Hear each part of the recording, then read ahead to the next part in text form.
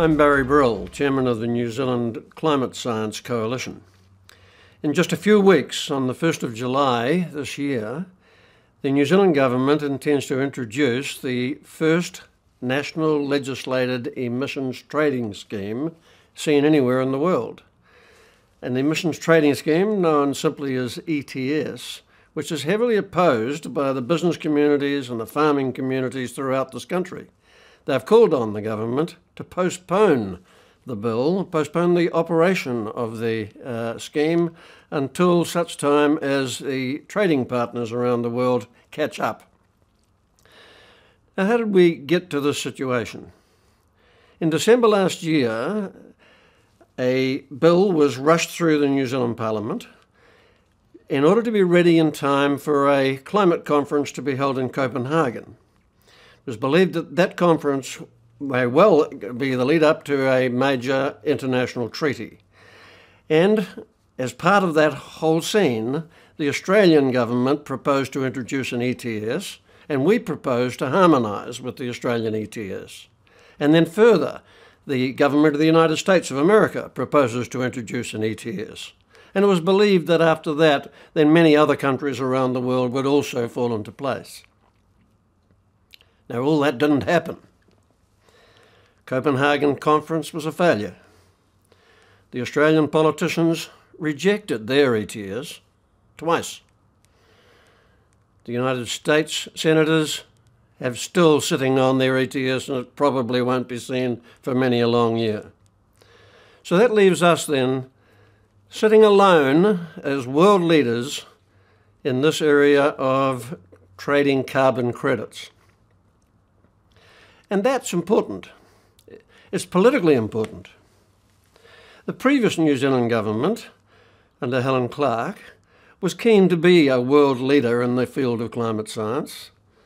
She had promised that New Zealand would be the world's first carbon-free country.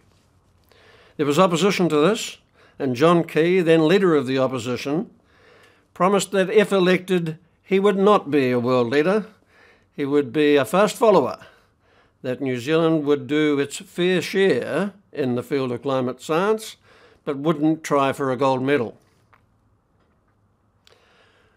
Well, John Key got the vote, became the government, but he hasn't delivered on that mandate.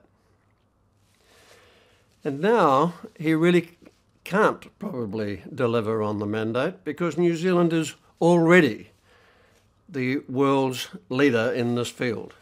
And even if the ETS is postponed for 2 years or whatever until the rest of the world catches up, we will still be the only country in the world with a legislated ETS ready to go.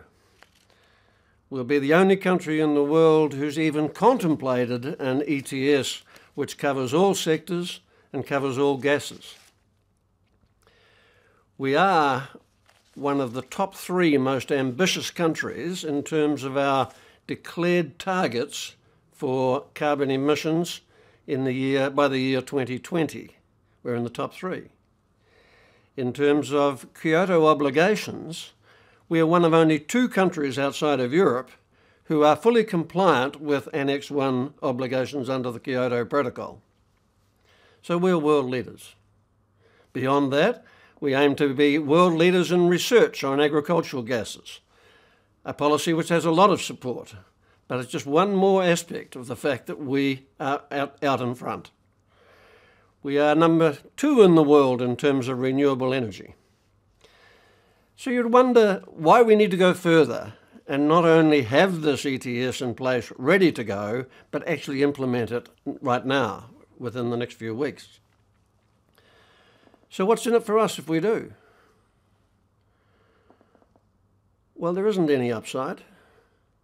The reason why we started on this whole course in the first place was purely reputational. New Zealand can't affect the future climate of the world. If we were to implement this ETS to the full, it wouldn't affect 1,000th of a degree in the next 100 years, according to the computer models. So it's not in order to save the world. It's largely reputational, right? What does that mean?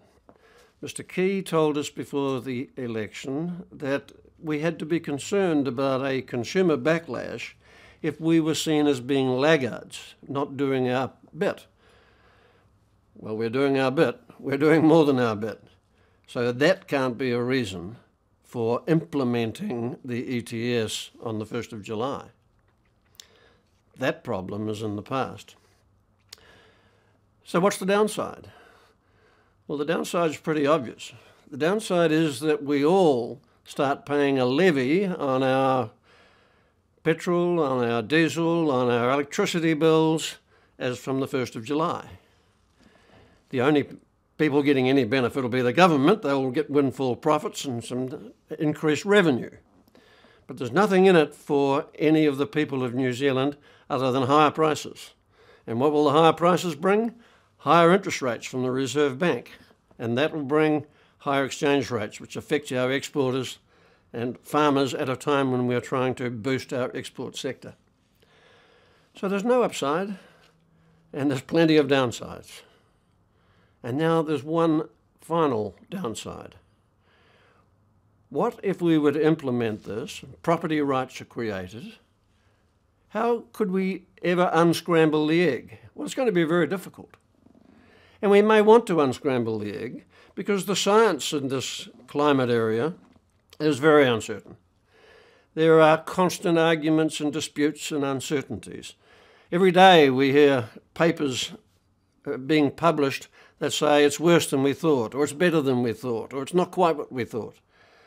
And this goes on. There are thousands of scientists around the world who are quite confident that there is nothing that we can do, there's nothing to do with carbon dioxide or methane that's going to affect the future of the climate.